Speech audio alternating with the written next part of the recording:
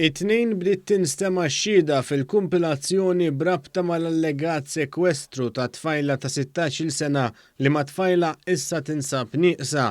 Ir-raġel ta' 22 sena mill-Ghana li huwa mixli b'dan is-sekwestru u traffikar ta' droga wieġeb mhux ħati.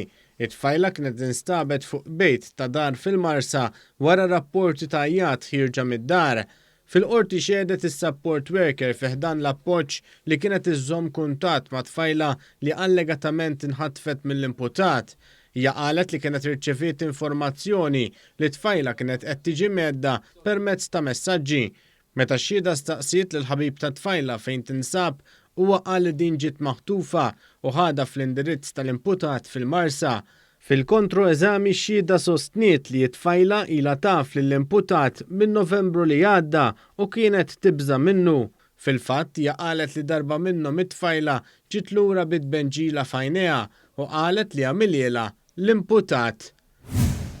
Ahmed Ali bin Amir ta' 37 sena mill-Libja baqa' jinżamm arrestat wara li ġie mixli b'possess aggravat ta' droga. Bin Amir wieġeb mhux ħati. Fil-qorti nstema' kif il-Pulizija tad-Distrett f'San Pawl il-Baħar irċevew rapporti li kien hemm numru ta' nies miġbura fi flett. Malli waslu fuq il-post, il-Pulizija nnotat riħa qawwija ta' kannabis u fil-flett instabu żewġ persuni.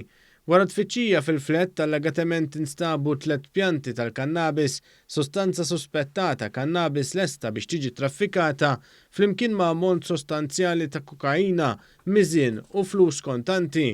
U ġie notat li l-ammont ta' droga li nstab ma derx li kien għall-użu esklusiv tal-imputat.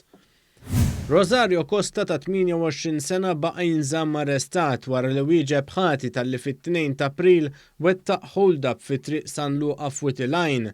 Il-prosekuzzjoni spjegat kif għal-ħabta ta' 8 ta' flaxija Costa daħal f'ħanut self-service, qabad sikkina minn fuq il-post u weddet lil ħaddiem ta' 70 sena iżda dan irrifjuta milli jtieħ il-flus. Wara ġlieda fejn indarbu l-imputat u l-anzjan permezz tas-sikkina, Costa rnexxielu jieħu pon muniti minn wara l-bank li mtela bid-demm ta' żewġ persuni. Intqal kif l-imputat ħasel il-muniti li ammontaw għal madwar 28 euro mid-demm u uża l-flus sabiex jixtri droga.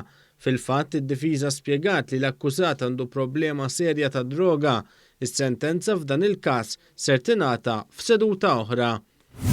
Anthony Joseph Xwiereb ta' 20 sena nagħta l-ħelsien mill-arrest sakemm tingħatalu s-sentenza wara li ammetta li seraq diversi oġġetti minn ħanut f'Ħal Tarxien. Iż-żagħżugħ tressaq il-qorti quddiem il-Maġistrat Claire Staffraġ Żammit fejn ammetta li fit-23 ta' Marzu li għadda seraq diversi oġġetti minn ħanut.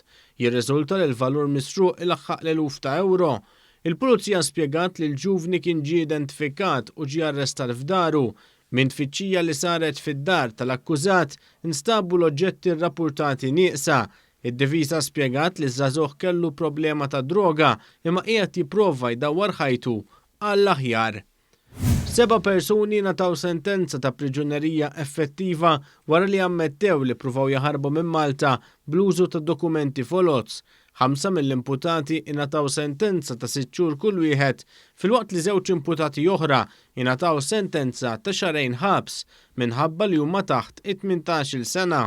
6 mis-7 imputati pruvaw jaħarbu mill-pajjiż filwaqt li l-persuna l-oħra pruvat tidħol fil-pajjiż b'dokument fals.